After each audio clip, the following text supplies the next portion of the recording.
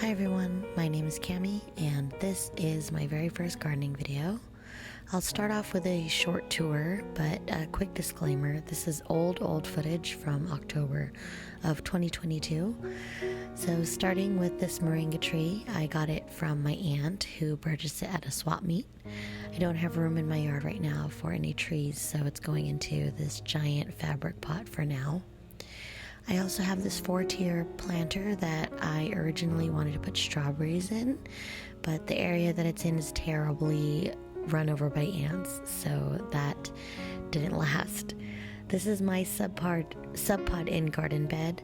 I actually am using it to try and rehabilitate these gardenias that we purchased and tried planting in the front yard. They didn't survive, unfortunately. These are some cheap in-ground beds that I got from Amazon. It was like a pack of 2 for $50, and I really just wanted to make use of the space and start getting the soil built up.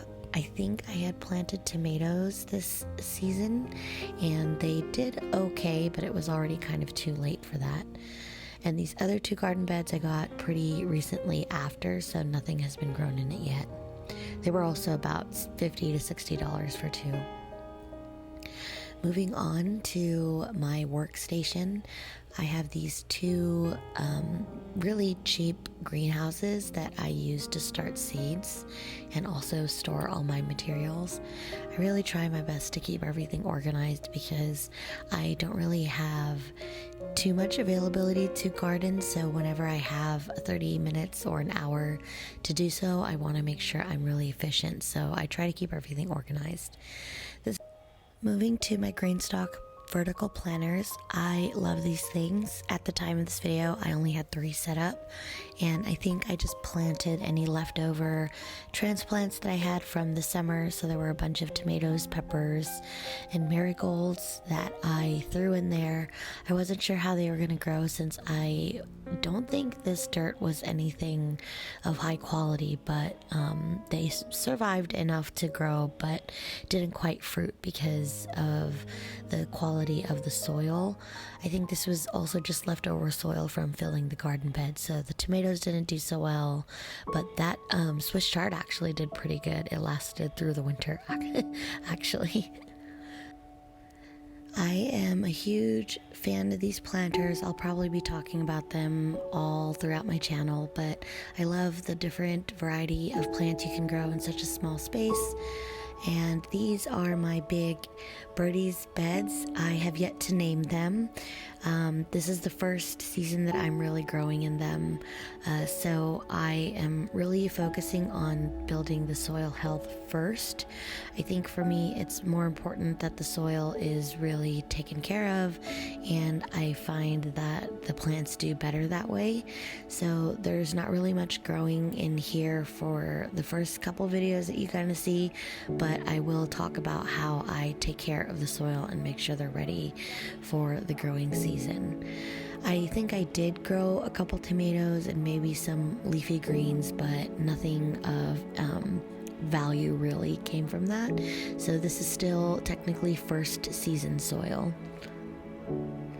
Another reason why I wanted to focus on taking care of the soil is because, trigger warning, there's a bunch of gross bugs in these clips, but there are all these grubs that infested the beds from the summer. These, I think, are some sort of beetle. I don't know if it's the June bug or Japanese beetle, but they are all over the beds. I think I waited too long to really put some plants in there, so by the time I did, they already had laid their eggs and the larva had kind of grown from there, and I can't explain how much there was. So I'm sorry, this is super gross for anybody who really hates this. I hated it. It was such a terrible experience for me to have to dig these all out, but everywhere I dug, there were all these grubs, so I decided to actually retire the garden for the fall season just to take care of this problem because it was really bad. I am treating the soil with these beneficial nematodes from Arbeco Organics. as well as putting a cover crop. So I'm officially retiring the beds for the fall season. If you grow in zone 10, you know that we don't really have winters, so we could technically grow through the winter, but I decided not to do that so I can make sure that the beds are fresh and bug-free and just really fertile for the next year. I started off by really watering in the garden beds because the instructions for the nematodes says that you should be doing the application right before a rain, but we don't really get much rain, so I just wanted to make sure that it was really, really moist first.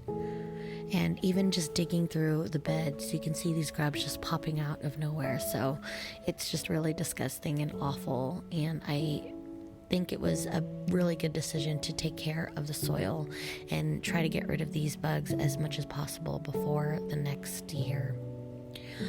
So after I did the application, I made sure that the nematodes had time to settle in and water it really well throughout the day before I added the cover crop. The reason I'm adding the cover crop is because I know I won't be growing anything in these beds, and I am going to just let nature do its thing. This is a scatter garden cover crop from Renee's Garden, which I really, really like.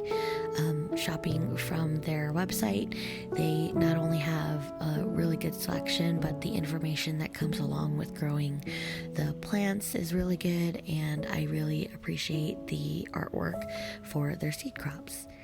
And this is my son. Just seeing him even only a few months ago is crazy because he's grown so much. And this is my husband, who helps me with my gardening chores as well.